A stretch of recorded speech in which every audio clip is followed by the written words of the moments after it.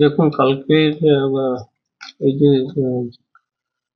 12টার পরে, রাত 12টার পর আমি একটা ফোন কল পেলাম আমাদের ইন্টার্ন হোস্টেল থেকে, যে একজন ইন্টার্ন, মানে যারা স্টুডেন্টশিপ শেষ হয়ে গেছে, যে ট্রেনিংশিপে আছে লাস্টে, নাম কিষান কুমার। ওর বয়স মোটামুটি 26 প্লাস হবে।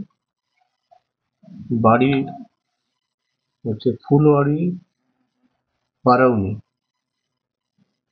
বেগুসরাই, বিহার। তো ওকে ওর ঘরে সিলিং থেকে ঝুলতে কলিগ যারা তা দেখতে পেয়েছিল, ডাকাডাকি করেছিল, সম্ভবত সাড়া দেয়নি। তারপরে আমাকে খবরটা জানার পরে পরে আমি দেন অ্যান্ড দেয়ার যেটা করলাম, এখানে আমাদের যে চিকিৎসকরা এখানে থাকেন ক্যাম্পাসে, ইনক্লুডিং আমাদের এমএসভিপি, আমি তাদের ফোন করলাম যে ইমিডিয়েটলি তোমরা এখানে মুভ করো। আমাদের যে হোস্টেল সুপার এবং আমাদের সিকিউরিটি যারা ছিল এখানে, এবং আমি আইসি কোতোয়ালি, তাকে ইমিডিয়েটলি ফোন করলাম যে এরকম ঘটনা একটা রিপোর্ট পেলাম, আপনারা উপরে আমি যাচ্ছি। বলে তারপর আমি ও গাড়ির ব্যবস্থা করে চলে এলাম। এসে ওকে তারপর দেখলাম তখন আইসি পুড়ে গেছে, তার অনেক টিম মেম্বার ছিল। তো ওখানে সেই অবস্থায় অবস্থায় ওকে উদ্ধার করা হয়েছে, করে তাকে হাসপাতালে তারপরে পাঠানো হয়েছে, সেখানে ব্লড ডেট ডিক্লেয়ার হয়েছে। তারপর এখন পেন্ডিং পোস্টমর্টম কাল রাত্রে বাবার সঙ্গে কথা হয়েছে, ওনারা সম্ভবত অন দ্য ওয়ে।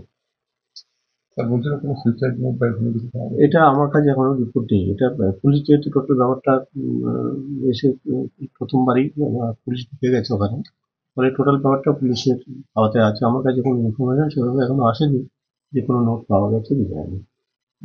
কি মনে হচ্ছে আমি এই ব্যাপারে কোনো কমেন্ট করবো না, কারণ এখন ব্যাপারটা যেহেতু আইনি প্রক্রিয়ার মধ্যে আছে, ফলে যা যা করণীয় আমাদের আইন সংক্রান্ত যা যা করণীয় আমরা সেটা করবো। বাকিটা কোনো আন্দাজ কোনো কমেন্টারি করবো না। ঘরে কি সিলিং ফ্যানের হ্যাং অবস্থা পাওয়া গেছে। না রশি না, একটা ওই গামছা টাইপের এমন কিছু একটা, মানে রশি না।